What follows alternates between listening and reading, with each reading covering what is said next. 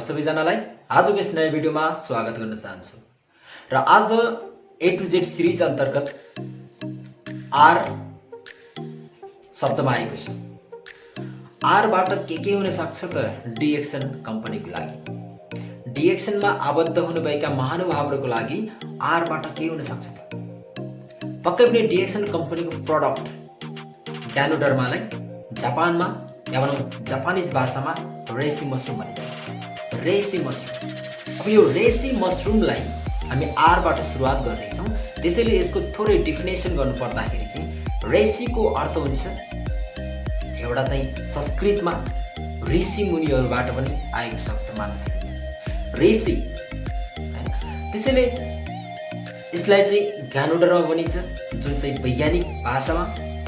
चाइनामा यसलाई लिन्जी भनेर चिनिन्छ भने नेपालमा रातो च्याउ र युरोप अमेरिकामा रेड मसरुम, यसमा पनि मिराकुलस हर्ब भनिन्छ। त्यसैले जापानमा चाहिँ यसलाई रेसी भनेर चिनिन्छ। त्यसैले रेसी मसरुमको फाइदाहरू के छ भन्ने कुरा चाहिँ मैले पहिला पनि बताइसकेको छु र रेसी मसरुमले काम गर्ने तरिकाहरू तपाईँले देख्न सक्नुहुन्छ। बेल आइकनमा क्लिक गर्नुहोस्, त्यहाँ तपाईँले हेर्न सक्नुहुन्छ ग्यानोडर्माको एक्सन गर्ने तरिकाहरू। सो डिएक्सन कम्पनीमा आरबाट रेसी मसरुम सुरुवात हुन्छ भने डिएक्सन कम्पनीमा आबद्ध हुने किन, त्यसको रिजनहरू पनि हुन सक्छ। जब तपाईँले कुनै पनि व्यवसाय गर्दा त्यसको रिजन पत्ता लगाउन सक्नुहुन्न, तपाईँले त्यो व्यवसाय अगाडि बढाउन सक्नुहुन्न।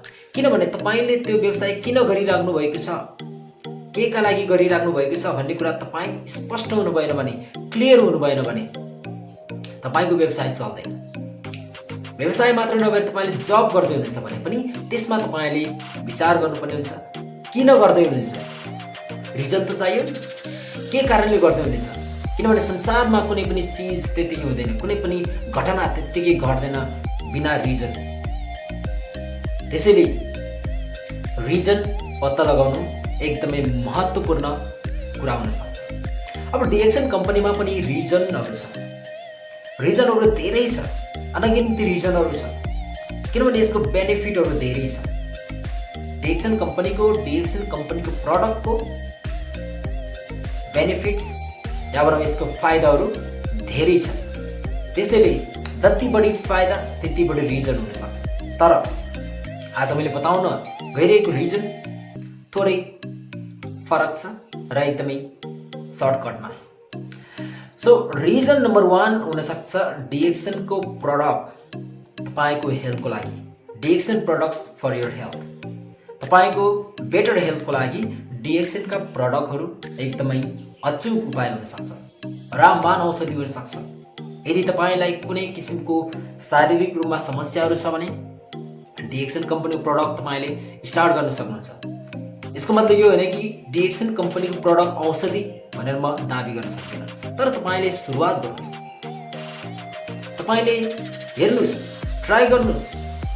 अरूले भनेको सुनेको आधारमा भन्दा पनि आफैले अनुभव गर्नुहोस् कि डिएक्सन कम्पनीको ग्यानोडर्माले, डिएक्सन कम्पनीको कफीले राम्रो गर्छ त। एक्सपेरिमेन्ट गर्नुहोस् र त्यसको अनुभव अरूलाई पनि सेयर गर्नुहोस्। त्यसैले डिएक्सन कम्पनी चाहिँ तपाईँको लागि DXN products for your health, better health हैन। अनि तपाईँ चाहिँ यदि डिएक्सनको प्रडक्ट युज गर्न चाहनुहुन्छ त्यसमा पनि सस्तोमा भने तपाईँ चाहिँ एज अ डिस्ट्रिब्युटरको रूपमा जोइन हुन सक्नुहुन्छ। किन भन्दाखेरि तपाईँ डिस्ट्रिब्युटर नभए पनि तपाईँले डिएक्सनको प्रडक्ट युज गर्न पाउनुहुन्छ। किन भन्दाखेरि डिएक्सन कम्पनीको प्रडक्ट चाहिँ सबैको लागि हो, सधैँको लागि हो, सबैको लागि हो। त्यसैले तपाईँले डिस्ट्रिब्युटर नबने पनि त्यसको चाहिँ एउटा भनौँ न त्यसको सदस्य नभए पनि तपाईँले युज गर्न पाउनुहुन्छ। तर तपाईँ यदि सस्तोमा चाहनुहुन्छ भने, यदि तपाईँ चाहिँ डिएक्सन कम्पनीको प्रडक्ट तपाईँ डिस्काउन्टमा चाहनुहुन्छ भने चाहिँ डिएक्सनको डिस्ट्रिब्युटर बन्नु एकदमै जरुरी छ। किनभने जब तपाईँ डिस्ट्रिब्युटर बन्नुहुन्छ त्यस दिनदेखि तपाईँले चाहिँ डिएक्सन कम्पनीको प्रडक्ट डिस्ट्रिब्युटर प्राइसमा, या भनौँ त्यसलाई चाहिँ हामी डिपी भनेर भनिन्छ, डिस्ट्रिब्युटर प्राइसमा चाहिँ तपाईँले पाउन सक्नुहुन्छ। त्यसैले गर्दाखेरि चाहिँ डिएक्सन कम्पनीमा तपाईँ आबद्ध हुनको लागि, डिस्ट्रिब्युटर बन्नको लागि केही पनि चाहिँदैन, या भनौँ पैसा पर्दैन, फ्री अफ कस्ट। तपाईँ विश्वको जुनसुकै ठाउँमा हुनुहुन्छ, जुनसुकै ठाउँबाट चाहिँ मेम्बरसिप लिँदै हुनुहुन्छ भने तपाईँलाई कुनै किसिमको कस्ट लाग्दैन। तपाईँले चाहिँ डिएक्सन कम्पनीको चाहिँ डिस्ट्रिब्युटर लिइसकेपछि त्यो एक्टिभ रहनको लागि चाहिँ तपाईँले वर्षमा यहाँबाट 12 महिनामा एउटा मात्रै डिएक्सन कम्पनीको प्रडक्ट पर्चेस गर्नुभयो भने पनि तपाईँको कोड, तपाईँको आइडी एक्टिभ रहन्छ।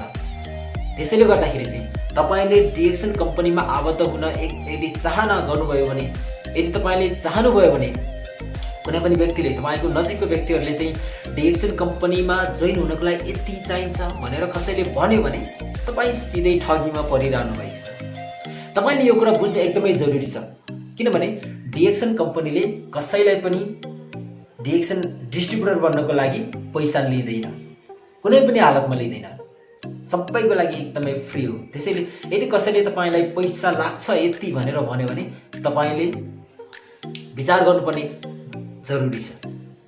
त्यसैले तपाईँ डिस्ट्रिब्युटर बन्नुहोस्, एज अ डिस्ट्रिब्युटर बन्नुहोस्, त्यसपछि तपाईँले डिएक्सन कम्पनीको प्रडक्ट प्रयोग गर्नुहोस् एकदमै सस्तो मूल्यमा।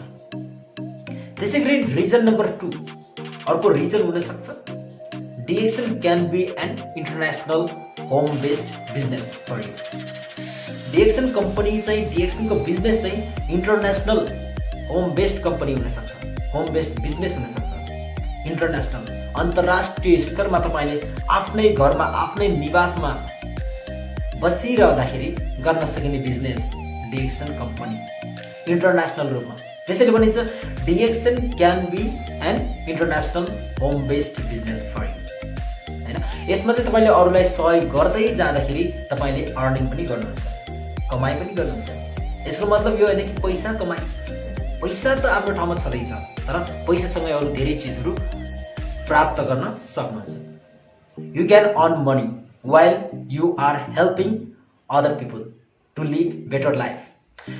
अरूलाई चाहिँ बेटर लाइफ जिउनको लागि, एउटा राम्रो, एउटा क्वालिटी लाइफ जिउनको लागि तपाईँले सहयोग गर्दै जाँदाखेरि तपाईँले त्यहाँबाट बेनिफिट प्राप्त गर्न सक्नुहुन्छ। एकातिर अरू व्यक्तिलाई पनि सहयोग गर्नुभयो, अर्कोतिर तपाईँ आफूलाई पनि सहयोग गर्नुभयो। यसमा विन विन सिचुएसन लागू हुन्छ। विन विन सिचुएसन भनेको चाहिँ जब तपाईँले कुनै व्यक्तिलाई केही सामान बेच्नुहुन्छ, अब त्यो सामानको क्वालिटीले गर्दाखेरि सामान युज गर्ने, सामान कन्ज्युम गर्ने कन्ज्युमरलाई त एकदमै फाइदा हुने नै भयो, प्लस तपाईँले पनि त्यहाँबाट इन्कम गरिराख्नु भएको छ। त्यसैले डिएक्सन कम्पनीमा या आफ्नो नेटवर्क मार्केटिङ कम्पनीमा चाहिँ विन विन थ्योरी लागू हुन्छ। र ट्रेडिसनल बिजनेस छ जहाँ चाहिँ हामी एकदमै क्वालिटी नभएको प्रडक्टहरू पनि बेचिरहेको हुन्छ, एकदमै सस्तो मूल्यमा भनेर किनेको हुन्छ, र त्यो प्रडक्टहरू प्रयोग गर्दाखेरि चाहिँ हामीलाई स्वास्थ्यमा नकारात्मक असर हुन सक्छ, या भनौँ हेल्थको लागि कुनै पनि किसिमको फाइदा नहुन सक्छ। त्यसमा हाम्रो एकातिर पैसा खर्च भइरहेको हुन्छ भने अर्कोतिर स्वास्थ्य पनि क्षय भइरहेको छ, स्वास्थ्यमा पनि नकारात्मक असर हुन सक्छ। त्यसैले यदि तपाईँ विन विन सिचुएसन चाहनुहुन्छ भने डिएक्सन कम्पनीमा आबद्ध हुनुहोस् र अरूको सहयोग गर्नुहोस् र आफ्नो पनि सहयोग गर्नुहोस्।